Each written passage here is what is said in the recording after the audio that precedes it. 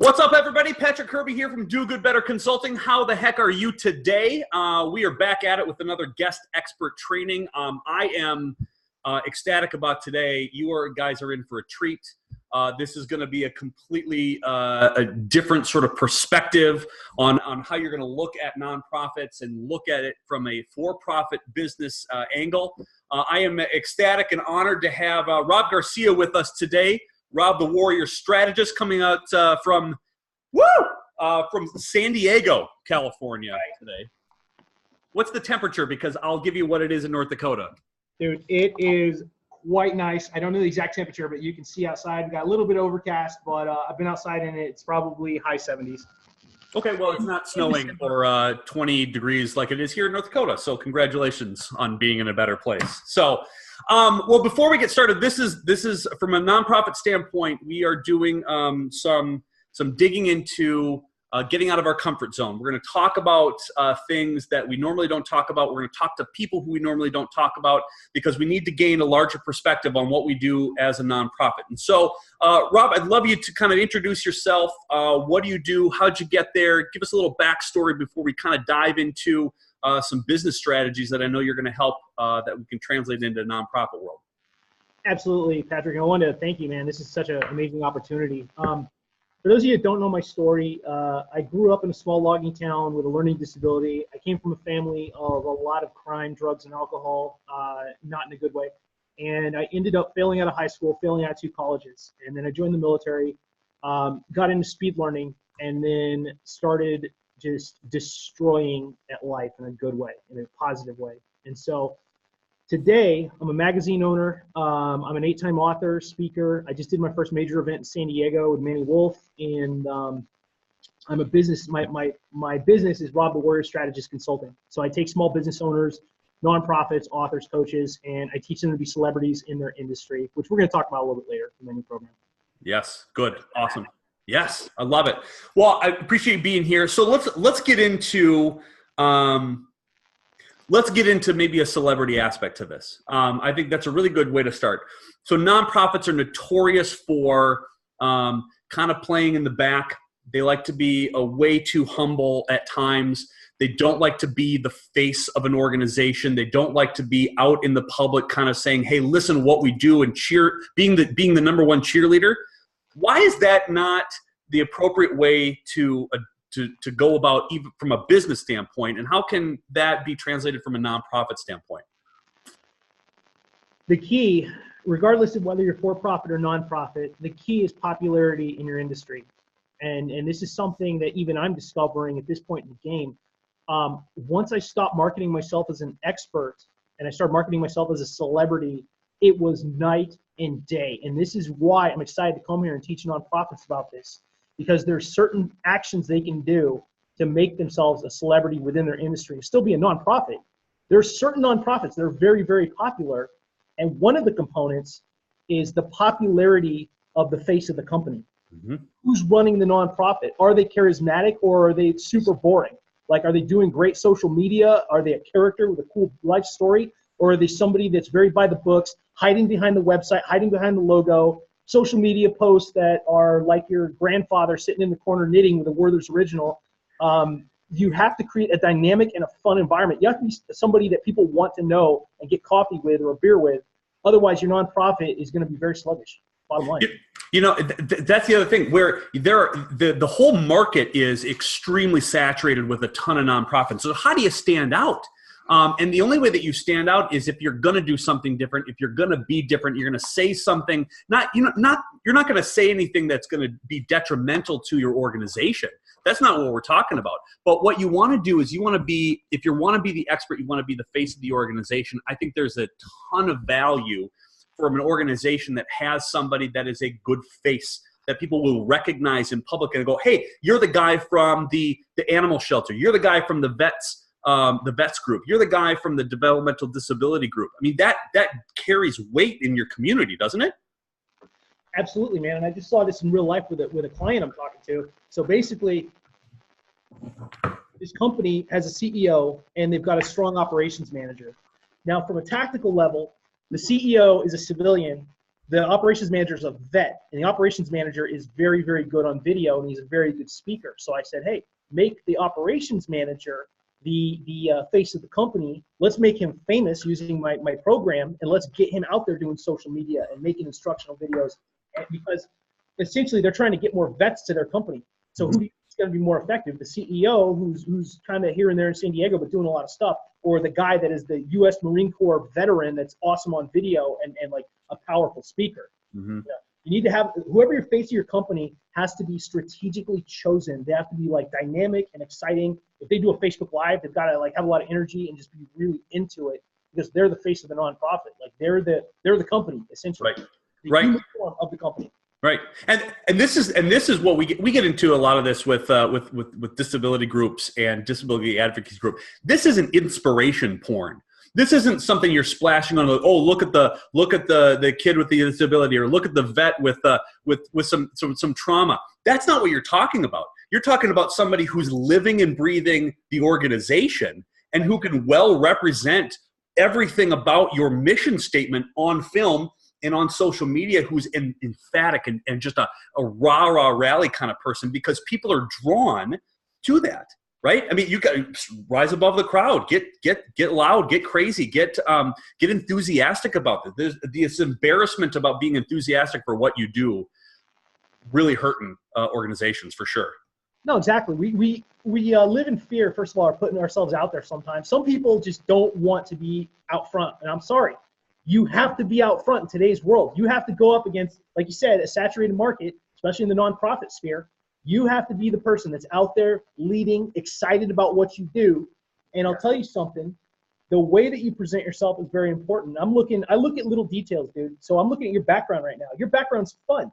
And when you do this, we do your live, make sure that it's stimulating and it's interesting and it supports your message, right? My background is my magazine and some flowers and a view of San Diego, right? This is all strategic. I have good lighting. I have something interesting for people to look at in the background if their eyes are kind of wandering. But I see a lot of people that are doing social media and doing Facebook Lives, and there's just a wall. I'm just like, wow, that's not very interesting. It's the equivalent of writing a campaign appeal for asking for money, and it's all words. It's like 1,000 words and no pictures and no graphics and no info whatsoever. It's just a novel. Nobody wants to read a novel.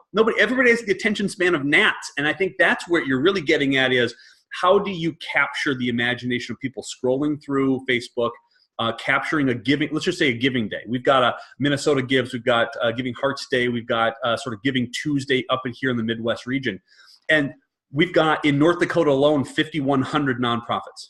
5,100. How are you going to scroll through your Facebook feed and stand out if nobody knows who the head of the organization is and being this sort of enthusiastic sort of leader into that? No, exactly. And the way to do that is it's a combination of good branding, of really looking at how you come across to your audience, and then creating engaging content. So the first thing I would tell people that want to like stand out a lot more, and I'm going to get into some of this stuff. So for you guys who don't know, my course is called Tactical CEQ. I'm going to give you guys some free previews today, like stuff that I usually reserve for clients. But this is important, especially for nonprofits. The first thing I would suggest is to look at a high-level nonprofit and emulate them. So in my book, The Next Level Supercharged, this is a speed learning book I wrote, one of the chapters is on emulation. Emulation doesn't mean to copy someone. It means to find someone that's way at the top of the ladder and just look at general facets of their business, of their company, their social media, like how they're presenting themselves, right? You want to emulate the best. And like I said, it does not mean copy. It means get some ideas about themes and about content and about what they're doing so that you can create it. You can create this synergistic product that's your own, with your own creativity, but you have to emulate a few different people. Now, I like very specific tactics. So I don't like to just be one of these stupid gurus that's like, oh, talk to famous people. Oh, get more media. No, I'll tell you right now, I teach tactics. So if you want to emulate somebody and you want to learn how to give explosive social media that makes you stand out, look up a guy named Jason and Brooke Rash, and look up Marshall Gillen out of San Diego. Jason Rash is the best self-promoter I have ever seen. He's a network marketer. He does some MLM stuff. But when he goes live, he knows how to do it. He's got backgrounds and fun hats. and he's super like energetic, and he's just crazy in a good way, in a frenetic way, and he gets people excited about success. He has like sparkly curtains and stuff. Like that's what originally like drew me in. I'm like, what is this guy like? He's gesticulating and he's super crazy, and I'm like, I'm gonna check this out. And then start popping into this live. Him and his wife get 2,000 view lives, so they're doing it right. So Jason Brook Rash, and then Marshall Gillen is this guy that does. He's most known for his program called Marshall Live, and he's in San Diego, and he is one of the best Facebook livers I've ever seen. So those are two examples if you want to know how to be more dynamic and explosive and present yourself in an exciting way when you're doing social media. Mm-hmm.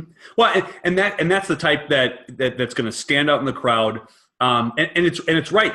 Everybody kind of says, well, what does the United Way do, or what does the breast cancer do? They have got all pink, right? They've got these celebrities that come out and they raise a whole lot of money, and then you're probably telling yourself, well, I'm just a small nonprofit, and I don't really think I can do that.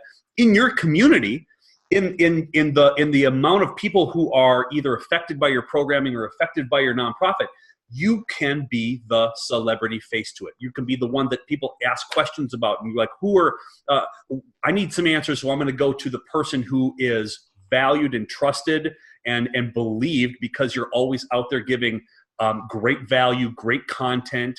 You're leading with enthusiasm, and so people are like, I want to be a champion. Nobody wants to be a part of with somebody who's leading like Eeyore, right? Nobody wants to be like, oh, well, thanks for coming to our live kind of thing. But nobody wants to do that. Nobody wants to enjoy that. You imagine sitting at a fundraising event, and you're sitting up there, and the program starts, and you get the well, thanks for coming. Yeah, it's not an insurance seminar. Let's have fun with it. Let's get people feeling good about it. You know. No, they're here to donate. They want to provide you a solution and programming to do great things. Make them feel great, right? Yeah, I'm writing. Okay, I'm doing my new issue of Shift right now. The beautiful magazine you see right there. It's the nonprofit issue, and so I'm writing about these 5 nonprofits. And I chose the nonprofits that have the most dynamic CEOs and face of the company. So I'm writing about like Stephanie Brown, who she got the cover. She's the head of the Rosie Network, which is this giant nonprofit for veterans and MILF spouses. And Stephanie herself is a character. Like, she's interesting. I've met her in person twice, and she's almost more famous than the business, if that makes sense. Like the United Way, I couldn't name who the face of the company for the United Way is. I couldn't name the face of the company for like a lot of big nonprofits. You need to focus on making the face of your company the celebrity that people go to. You need to be first, not the company. Yeah.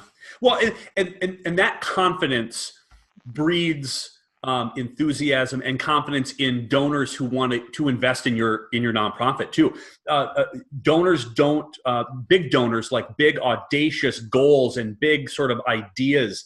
If you're going to build a new building, you have to be confident like this building is going to do amazing things for the ones that we're serving. You have to have an air of confidence. This is not like you're not being obtuse about it, but you have to have a confidence amongst you about you deserve the money. There's enough money out there. You deserve it, and this is why. And it takes a little bit of self-confidence to approach that. Yeah, you have to have an air of leadership. And when people meet me, like I've changed a lot in the last couple months. And when people meet me, I'm still approachable. I'm still like kind, but I'm a definite leader, and I take charge of stuff, and I get things done. I mean, they know that I'm damn serious, especially this year. Yeah, I love it. The next thing that people need to do, so emulate a high-level nonprofit. Just find 3 people in your industry and reverse engineer their stuff. Look at their website. Look at how they present themselves. Look at who they're aligned with. And the next thing they need to do, you hit it right on the head, dude, is recruit a celebrity endorser, okay? Align yourself with a celebrity that is within your industry. Now, this is what I did. So every time I interview somebody for Shift Magazine, I pick somebody strategically that's got a giant following. Shift is not a veteran product, but it's very veteran friendly. So guess what? I found Dr. Dale Comstock, former Delta Force Green Beret, who's been on a reality show. You think he's going to promote the magazine and get me more followers? Yes. I found Andrew O'Brien, who leads Vetpreneur Tribe, which is 14,000 veteran entrepreneurs. So when I pick these people and I interview them and I make these alliances and partnerships, it grows my audience as well.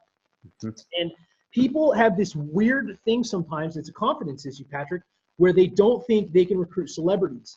I've spent years recruiting celebrities for partnerships. And I've interviewed Mike Michalowicz, who wrote the Pumping Plan. He's a New York Times bestselling author, 7-figure business owner multiple times over. Dr. Marshall Goldsmith, Dale Comstock, all these people that are at a very high level of achievement, Navy SEALs, Spec Ops, all these people. And all I ever did was just ask. Yeah. That's it. It wasn't any like, I'm not famous, I'm just a normal dude, but I'm just confident. And I reached out to him and I said, hey, I would love to interview you. What do you need right now? You know, what kind of partnership stuff could you use? I want to promote you for free. And then for my book, The Next Level, I interviewed 5 celebrities. Everybody wants to be interviewed. It's not that tough. So all I do is reach out to them. So Frankie Hill, arguably one of the most legendary street skateboarders of the 90s, up there with Tony Hawk, he gave me a full interview. Team Hoyt, you know, Joseph Kapachewski, the first Army Ranger to get reinstated on a prosthetic. I mean, all these people are very high profile. Every one of them let me interview them. You know what's really funny about that too is a lot of people have this self-confidence issue about asking people for money in meetings, right? If you're never going to get a high-level meeting with a high-level potential donor unless you ask for the meeting. And I know that takes a lot of guts to do, but there are not a lot of people in this world who are going to shoot you down for a conversation, whether it's 5 minutes or 15 minutes or half-hour cup of coffee, just to talk about it. If you go in there with the idea that I'm not going to ask you for money, I just want you to know about what we do and how it's impacting the community, because your knowledge about what your organization does is exponentially more important for that when you bump into somebody at a cocktail party. You know, I met that so-and-so from this organization and they're doing some really great things. You can't buy that kind of that advertisement within those high-ranking, high-capacity individuals, whether it's celebrity or whether it's business people. And it takes confidence just to do it, just to ask. No, absolutely. And it takes, you know, you have to find out what people need. And then like Mike Michalowicz says, under promise and over deliver. I need to make sure I said that right. You got it. So let people know, you know, find out what they need, Mm-hmm. and then give them more than they ask for, and they will always work with you. So I'm going to tell you a story, Patrick. I know you wanted to hear this about the my event recently. Yeah. So I had all these factors into play, and okay, let me explain something. I have zero experience at fundraising. I am just as like the average guy on the street, but I just know my network really well. So I did this giant branded event, 2 days in San Diego, and I wanted to include, I met this guy, Marcus Chichili, who is a Purple Heart recipient. He lost his leg in combat in Afghanistan, former Marine, just a stellar human being. I met him at Mark Cuban's Clever Talks event, and I said, I want to help this guy reach his dreams. He's super humble, just nicest guy ever. He's a para-athlete, just everything everybody should strive to be, right? And so my event comes up and he says, hey man, I'd love to attend this. And what I've done in the past is I've gotten business sponsorships to pay for my tickets to go do stuff. Because he doesn't want a handout. You know, we could give him the ticket and give him enrollment, but he doesn't want that. He wants to rally the community around him and do something that's beneficial for everyone. So in 5 days, I wrote about him. I wrote about his story on social media. And if you're listening right now and you have a nonprofit, you start taking notes right now. So I crafted Marcus's story. I got some pictures of him with his family, him in his capacity. So I let them know the end result of what a donation would do, okay? And so I just did one Facebook post on my main feed, and I wrote about him, and like 10 people came out of the woodwork, complete strangers, a lot of vets, a lot of Marines, and they're just like, I want to send this devil dog to this event. You know, what can I do? Where do I send the money? Oh my God, it was unbelievable. I mean, it's just, when you paint a compelling story, people are driven. And so I immediately got back to them within like a day, because understand something, there's a shelf life for donations. Mm-hmm. And if you sit on a post for like 3-4 days, stuff's going to happen. People are going to spend the money on other stuff. You need to claim those donations immediately. So within 1 day, I'm like, okay, here's the PayPal link. This is what's going to happen. After we raise the ticket price, I'm donating 100% to Marcus, and I'm going to have a third party audit the books so that everyone knows I did this with integrity. And it was an easy sell. So we lined up all these small donors, right? So like 10 of them. And then I reached out to bigger people.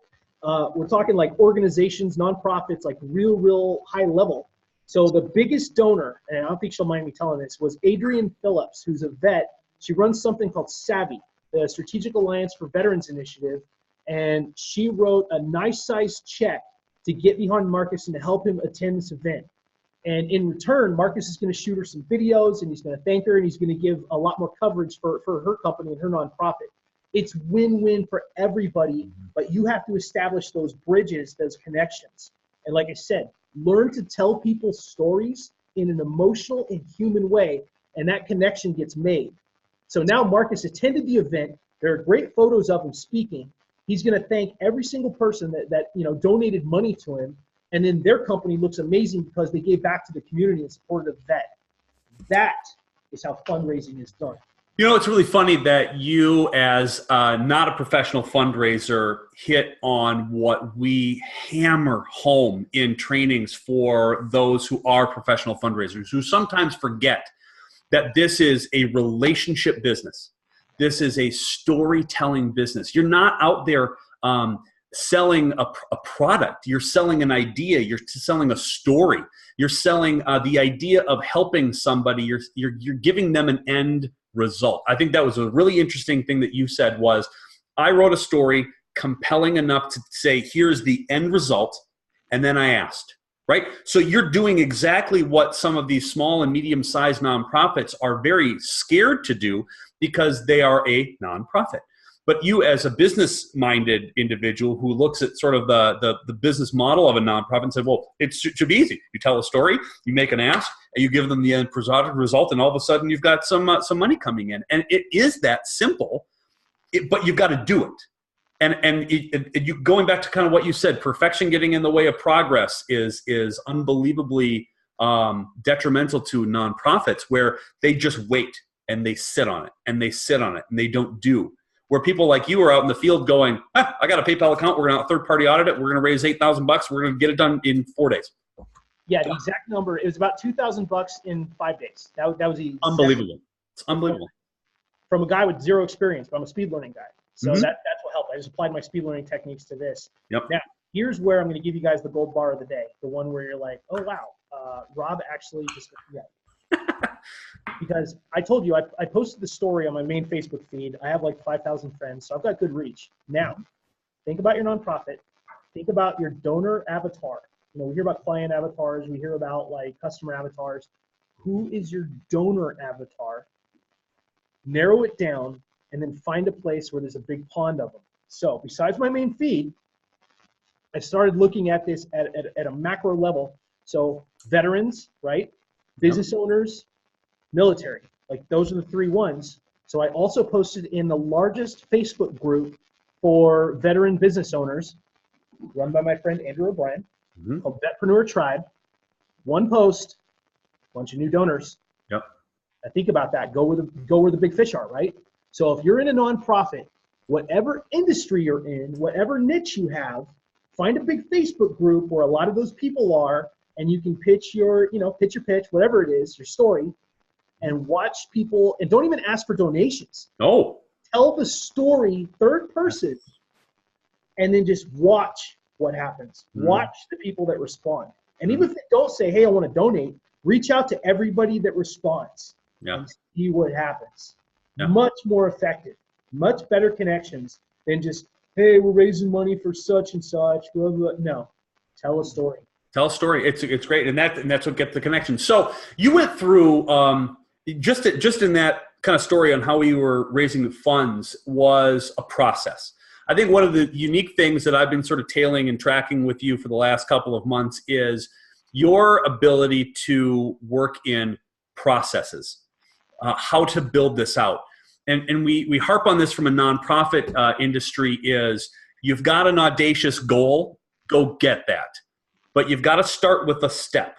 And what do you do first that leads to a second step that leads to a third step? And you have to move the needle forward. Is there something that you can relate as far as business and even small entrepreneurs? Because the entrepreneurs are the ones who are very much like a nonprofit. How do you take some of these steps that you applied to some business models that you can apply then to a nonprofit and kind of makes sense in the business world? The secret there, Patrick, I'm really glad you asked this, is diagramming. Another one of my 16 steps in my book, but it's effective. It works. So think about your process. Create a diagram. I use lines, shapes, colors. And I use diagramming because I do a lot of really complex stuff, like designing and creating a magazine, right? I can do it in 3 days. I've done it in 11 hours before. It's tough. But I use a lot of diagrams for it. So, and relating this to the nonprofits, right? I have a sequential diagram of my magazine, of my actions. This is what the magazine's going to look like. And this is just like every article, what page it's on, and then where the ads are. I wrote an ebook. This was my content diagram, right? This was my last ebook for veteran entrepreneurs. But as you can see, it's very meticulous. Diagrams help when doing a major process like raising money for a nonprofit, because it will keep you on task. It will keep you from being distracted. Like, this is my social media diagram. I know it looks like a nightmare. Well, what it does prove is it doesn't need to be, the diagram and the process doesn't have to be super sexy, right? You don't need a branded book and a bunch of sexy logos into how to get your social media piece out, right? No, and all it needs to be, like, if some nonprofit came to me and said, Rob, we want to hire you for a month. How do we raise a bunch of money for X cost, right? The first thing I would do is say, okay, what's your target amount? Like, what's the minimum amount you want to raise? So now you have a dollar figure. Write it down, circle it. Next, you need to reverse engineer. Okay, who in my network would donate? What's my donor avatar? And start writing down names within your network. Then put a timeline. So you know like when your deadlines are coming due, and you have to have a monetary amount at each section of the timeline. So let's say you're a month out, right? Every Friday, let's say, you should have a fourth of your amount. That's just common math. Then try and secure some podcasts in your industry where you can find donors and get a little bit of coverage like this. This is an interview, and subconsciously I've already promoted my book, my services, my CEQ program, and we haven't even talked about it yet, but people are talking about it, right? That's the beauty of getting media. After that, I would start looking at doing live trainings, telling the story of whatever your cause is, and getting people familiar with your face. And that is next on my list. I was giving you all these steps. Next on my list is to teach your story, teach your industry, and tell an interesting ongoing narrative, right? That's what keeps consistency and familiarity in with your audience, especially for nonprofits. Because I'll tell you this, Patrick, and this just hit me like a punch in the face a second ago. I can't think of any nonprofit head or director or CEO that does Facebook Lives regularly. It's all for-profit entrepreneurs. There's a giant gap. Light bulb. Right. So guess what? If somebody that runs a nonprofit does 3 Facebook Lives a week educating us about their nonprofit and what they do and what they've done in the past, I would be a lot more inclined to donate. That's something they need to consider. So yeah, create a sequential process, have a goal in mind monetarily, start writing down people that you're close to, and then tell a story, and the people that are super fans, that are super responders, reach out to them. And if your story is good enough, Pat, and I'll tell you this, man, if my story was so good, I didn't ask for any money. I just said, this is what we're doing. And people took the initiative. They're like, I want to see Marcus go to this event. How much do you need, and where do I send the money? I mean, if your story's good enough, and if you're not sure about your writing, hire a copywriter. There's a lot of them out there. Tim Shank is the best copywriter I know, period, dot. But once you're at a certain point, and you've established yourself as a legit leader, like we talked about earlier, an interesting, legit leader, people will donate. You don't have to stand out there with your little bowl and your little cup and asking for donations. You tell that story well enough, and people will be compelled to donate. And you know what? And at the end of that, you better have an answer if somebody asks you, how can I help? And you better have an answer, because you're going to position yourself as that thought leader within your nonprofit industry or within your specific nonprofit or your organization. People are going to ask how to help, and you better have an answer for that. And that's the exciting part about nonprofit work, and the exciting part about fundraising is not the celebrity piece, but what comes with it, which is people are going to approach you and ask you how they can help your organization move forward. And I think that is such a wonderful sort of way to frame why it's so important to like have confidence in your abilities and be charismatic. And it's okay to talk about the amazing things that you do at your organization and tell that amazing story, and then and sort of put it into a system that actually works for you. And you don't have to think about it as the, oh, woe is me, but you can think about it as a, oh, whoa, look at this opportunity we have to raise a whole boatload of money. I'm going to tell you this right now, and this is going to be controversial, but I don't care. You need to have a dollar amount in your mind, and you need to understand who you're talking to. So if the person says, how can I help? You can say, well, what we're doing is we're raising donations for X to happen. This is the suggested donation amount that we're asking for. Now, if it's a person that's, is like a millionaire or a giant organization, that X amount better have four figures or five. And don't be scared to ask for it. There's a rampant poverty mentality running in the nonprofit sector. Preach. And honestly, like if you have these people that you know are well off, don't be scared to pop in an extra zero. I did it and it worked. And it's you don't want to lowball yourself. Right? You should never assume how much money someone has, but there are times when you know someone is doing well, and there's nothing wrong with popping a zero on at their level. It's like scaling. It's scaling for donors, to be honest with you.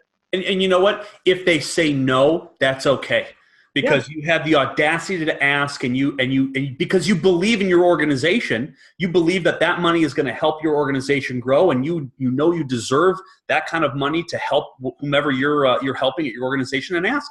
And if the response is, I mean, this goes back to sales 101 too, which is, boy, that's a little rich for me. Your response is instantaneously, well, that's quite all right. What are you comfortable with?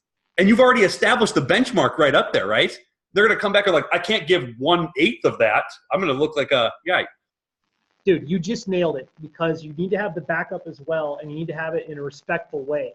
Mm-hmm. And you're right. Like, yeah, what would you feel comfortable with today is a perfect question. You know, what would your budget for something like this be? Yeah. That's fine. But I always say shoot for the stars, because I've had people. There are people. This is a business concept that applies to nonprofits. There are people that want to drive the Maserati. Mm-hmm. And there have been 3 times in my life where someone said, I want the best package you have. I just want to work with you. What's your price? Yeah, you better be ready for it. I wasn't ready. Yeah. And I way undersold myself. I'm like, oh my God, this guy wants the gold package, and it's $6,000, and I only sold him for like 2. Yeah. And some people want to drive the Maserati. You need to have the high roller package ready, and don't be scared to ask for it. Because they want to help. They want to help. Exactly. And here's the gem. Here's what the biggest takeaway is, that we price according to what subconsciously we can afford. And that is the killer of donations and in nonprofits, is that a lot of us could not afford $10,000 for whatever. Mm-hmm. And so we're scared to ask for $10,000 for whatever. And that is part of breaking out of your money mindset, of your poverty mindset. Don't be scared to push those big numbers. And once I started doing this, I started making a hell of a lot more money. As the way the organizations are going to do that too, man. That's about the quickest 30 minutes I've been involved in a long time. I cannot thank you enough for your opinions, your tips, your tricks, your thoughts, your mentality. How can people get a hold of you? They are inspired that they want to take a leap and they want to have a CEQ sort of course. How do they get a hold of you, and how do they get that? Yeah, if you guys are interested in being a celebrity in your industry, like someone that is a leader and dominates their industry, just reach out to me about the CEQ program. It's still in beta right now, which means you actually get a discount. I've got one person signed up that's very happy so far. And essentially, I teach you how to align with famous people. I teach you how to do social media properly. I teach you how to position yourself as the top dog in your industry. So just reach out to me at yournextlevelofsuccess.com, or just find Rob the Warrior Strategist on Facebook. You can Google Rob the Warrior Strategist. I'm pretty prevalent. All right. We'll also drop it in the comments below so you guys can get linked up, and then you can find it on Do Good Better Consulting's Facebook page, of the Do Gooders Network, and then everywhere else as well. Rob, I appreciate you, man. Thank you so much for the time today. You're a rock star, and we'll be in touch soon. Thank you so much. Thank you, brother. See you, friends.